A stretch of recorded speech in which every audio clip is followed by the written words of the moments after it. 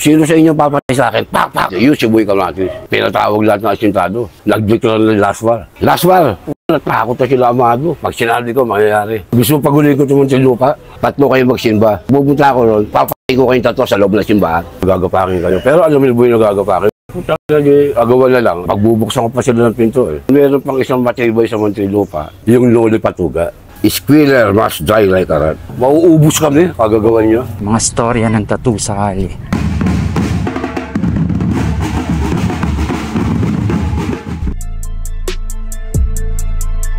Mga tinta nasa loob ng karayong pag tinatak na sa balat ay nagkakaroon ng malalim na kahulugan ng imahe. Ako si alias Alex Bulag. Ito, kakoso ko to, Salo Judas. Nang agaw ng baril sa Soblayan. Ito naman, itong Danny Ramos. Yung nagtatuo ng Malboro ko, 5 kami yan. Yung nagtatuo at saka ako na lang ang buhay. Albocol, kumpare ko yan. Kumpare ko rin yan, Mayores sa City Jail yan. Oliveria. Bulag din yan, Toting Bulag, mga yan. Tapos yung planeta ko, Annabelle, yung una ko asawa. Nadala ako ng RDC at palibasa, minor ako, doon kami sa YRC natapon. Youth Rehabilitation Center. May mga bata rin kasi sa Pag-ibig hawak ng GI, yung mga bata makukulit. Nanaksak ako kami doon, ang gamit namin kaway.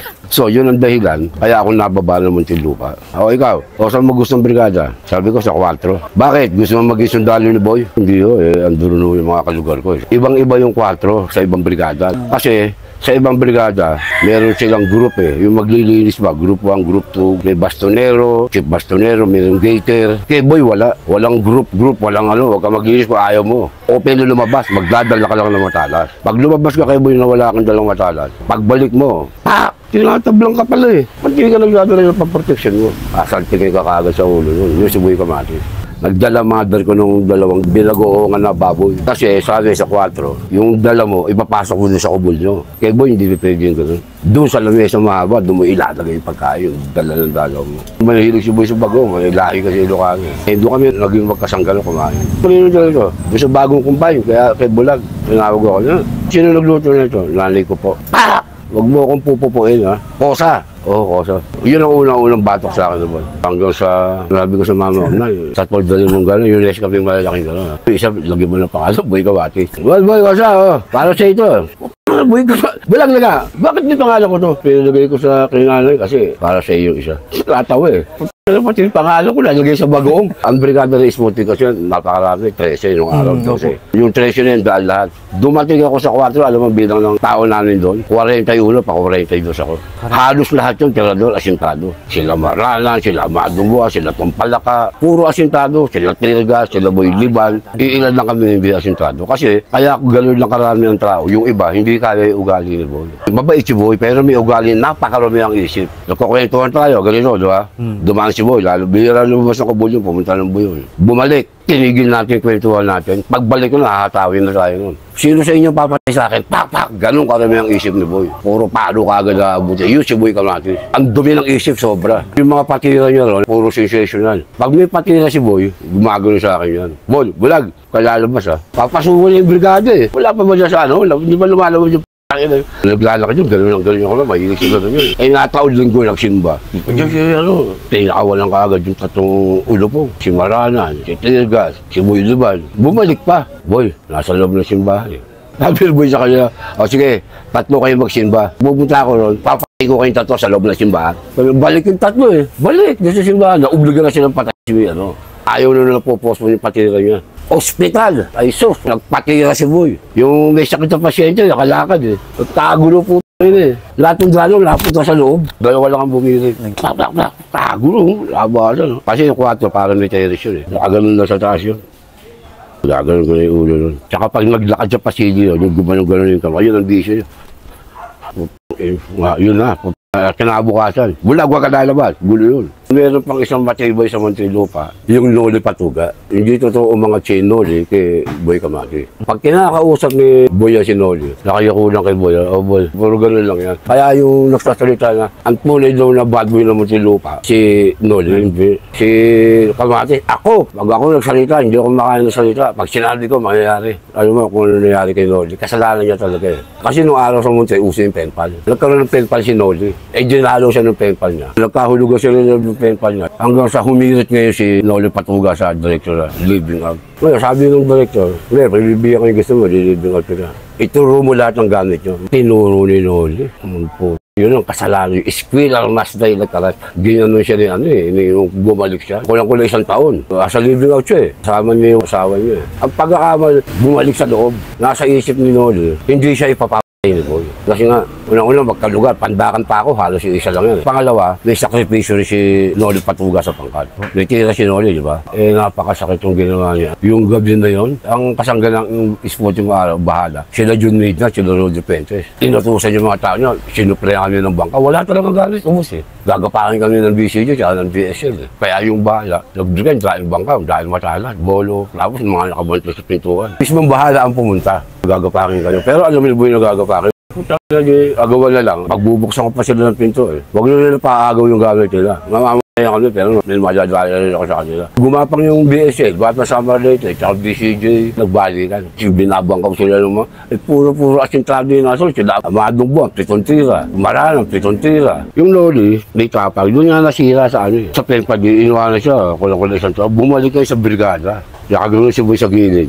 Nag-chess ako, doon ako Pero alam ko pati si Noli. Pagtingin ni Noli kay Boy, sabi ni Boy, squirrel must die like a rat. Squirrel must die like a rat. Totoo yan. Kinabukasan, galing sa CR. 4 ang bumila. Nakatuwa nyo Malabas na ng CR Dinive ka, mga naka-signal kasi yung mga uso signal yung araw nyo Dinive ka agad yung laway. Yun ang yumakap. Pero kung harapan, mamamatay bakit hindi? Kaya lang, matatagalan. Mag-iingis din kasi yung Noli Magaling sa bangkaw si Noli. Dumuduro ng dalawa isa yung Noli Kaya lang, pagka si Boy ang kaharap niya, lagi, hindi naman nakayuko. Yung kami na, oh boy. Talagang yung respeto nila kay Boy, kahit sino. Hindi ito pwedeng mawala. Matibay na pinuno si Boy. Yun naman po, bakit ako iiyak? Hindi nga ako umiyak, sinintensya ako ng 12-17. Kay Boy, yung tinali ng mga kakosa niyang 12, umiyak ako. Hanggang doon sa buro ni Boy. Kasi yung Noli talagang nakita ng 2 mata ko rin. Pag umiyak ako ng bangka, may palangga Sumisiksik, tak. Walang inggit na umiral kay Boy. Alaga pa nga ni Boy si Noli. Mauubos kami, kagagawan niya. Kaya galit si Boy. Squirrel must die like a rat. Hindi labot sa 3 araw, binila. Tinuro niya yung gamit lahat. Yun ang kasalanan ng pinakamalaki ni Noli Patuga. Siguro, nagtiwala si Noli, bukod sa kalugar, may sakripisyo rin siya sa pangkat. Kasi doon, pag tumira ka, asintado ka, iba, paglabas mo ng Bartolina, paano mo pa siya aga mulak? Oo, sa Muntinlupa, nung araw, gano'n. Mati na idol yung mga asintado, pagluwas ng Bartolina. O ngayon, pag may tumira naman iba, laos na kayo, ito naman bago. Iba na naman. Yun naman ang leader siya ng 12 Paris. Yung tinali nga ng 12 Paris, umiyak ako. Kasi nga nabuang na, nanakit na kasi. Yung ibang kakosa namin, walang nakalit siya dama doon, hindi humawak Tinali, tapos dinila sa ospital, sa Wadford. Hanggang sa mental. Pumugas si Boy sa mental. Palaya na. Ano mo ginawa? Umuwi sa Muntinlupa. Boy, ba't dito ka? Puga ka. Hindi, uwi ako to, bahay ko to Ito ang bahay ko. Tinanggap sa loob dahil puga Pagdating sa loob, mga ilang araw, pinatawag lahat ng asintado. Nag-declare ng Laswar. Laswar! Natakot na sila amado. Hindi naman nila pinagbaliin ng salita nun. Laswar tayo Sasabihin ko sa inyo kung kailan. Kahit sino. Empleyado man yan o kung sino man yan, birahin yan, Laswar. Palaya na. May gumano niya sa opisina. Napagay laya, natakot yung direktor. Palayain na yan. Magulo Gusto mo paguloy ko ito sa lupa? Napagay laya. Huwag mo dadaan sa likod yun. Ayaw na yun. Pag naglalakad siya, nagkukwentuhan, tuloy nyo lang yung kwentuhan nyo. Pag kayo tumigil, babalik ka. Sino sa inyong papay sa akin? Ganun karumi ang isip ni Kamatis. Siguro kaya nabuang. Nananakit na si Boy Yung 12 pares na binuo niya, yun din ang nagtali sa walang ibang pwede makialam. Walang yung mahawak yung iba, sila Amado, sila Marana, sila Tumpalaka. Walang nakialam, nakatingin lang. Saka pinag-usapan na, kasi nga, nananakit na si Boy Baka mamaya makakita ng matalas, malaksa pa. Yung tinali si Boy, umiyak ako Talaga umiyak ako talaga. Hindi nakakita ko pa talagang. Kasi nga, yung ginawa niya sa akin, isipin mo, ako lang ang nakakadaan sa likod niya. Pagka pumunta sa buyo niya, yung nasa buyo, kahit tumatay pa bachi ka agad yun. Kaya ako, sumasabay ako. Ganun ako kalakas kay Boy. Dahil lang saan? Sa Bagoong. Pag iba nagdala sa kanya ng kape sa hospital, binabati yung kape, binabati niya. Pag ako nagdala, walang lagay mo dyan. Nakahilip lagi yun sa kabila. Lagi nakatalikod Lagay mo dyan. Yung ko yung nihalaga rin ako sa kanya. Si Boy kasi, kahit sabihin mo, pito pape, amadong buwak, pito tayo, Maranan. Sila Tirga, sila Boy Lupa. Talagang hindi nila nakuha yung loob ni Boy. Kaya nga lang 41 peraso lang yung inabot ko sa 4. Gawa nga ng ugali ni Boy.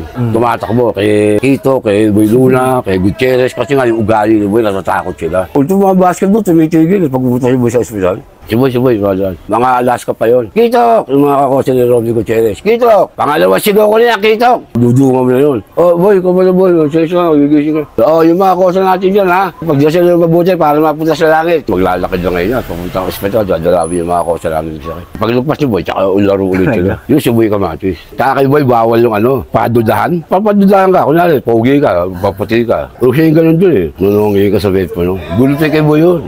Pakusa mo yung bita pa! Google Pay ni Boy kung sino man yung napapaduda. Si Amadong Buang, more po yung po na yan. Sumalangit naman ako sa sana. Mahilig sa bata yun. Lalo pag pogi, pag ano. Sila marana, kumagalaki sa bilibid, 20 taon. Yung hindi pa buwang si Boy, hindi sila obra. Yung medyo, na yung utak yun. Matatawa ka nga kaya ano yun. Hindi niya kasalubong na si Boy. Hinintuan siya naman. Sabi siya kami rin Boy. Ikaw ba, sa kahawak mo ng Diyos, sigurado sa langit ka ba pupunta? Hindi po yun. Pasensya ka na Boy. Hindi na kita napansin Boy. Pasensya ka na. Ang hindi lang sinisita ni Boy doon, alam ko sino? Si Commander Sumulong. Balahap. Dinabati siya. Del, Boy, kapal yan. Yung planeta niya, laki. Sige, sputing nga. Pero sa likod lang ang tattoo ni Boy, pero dito, wala tattoo si Boy. Sinugod nga ng Tomboy na kapatid yung panorama eh. Yung magazine, in-interview si Boy. Pinirmahan pa ni Boy. Ilalabasala yung istorya ni Boy. Naawat ni Baby. Ayaw talaga ilabas ang istorya ng Boy. Nung araw pa, kay Eddie Fernandez, hindi talaga binibigay yung istorya ni Boy. Yan ang pinaka sa Muntinlupa. Wala nang bad boy pa. Sa loob ng presinto ng si Boy. Dumating si Baby rito. Kapatid ni Boy, yung Tomboy. Yung dumadalaw sa Munti. Sinundo kami na naman ni Gorang Kabuslay. Gulat ko na. Ang pinatay ni Boy, polis. Sa Layala, pinatay niya polis. Pinatay na rin siya. Yan ang huling yugto ng buhay ni Generoso Dunga. Alas Boy Karate.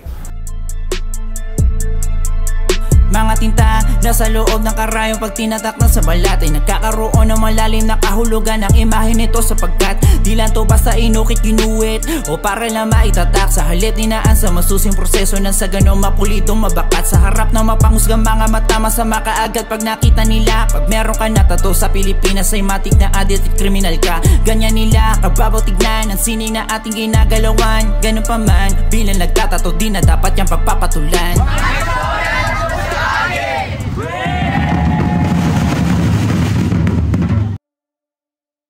Basta may ka sa living, hindi ka abusado. Wala naman tayo abuso ng araw, bata tayo. Baka mami, ako abusuin yun, wala kang pito na. Kasi ang mga kabata, ibang-iba sa kabataan ng araw. Ang kabataan niya, parang mahirap sa bahin eh. Ngayon, ito masasabi ko sa kanila, huwag na kayong magloko. Baka mami, maranasin niyo yung mga kulong ng taon-taon eh. Sa lahat ng yan ang tinatawag ng impyerno sa lupa.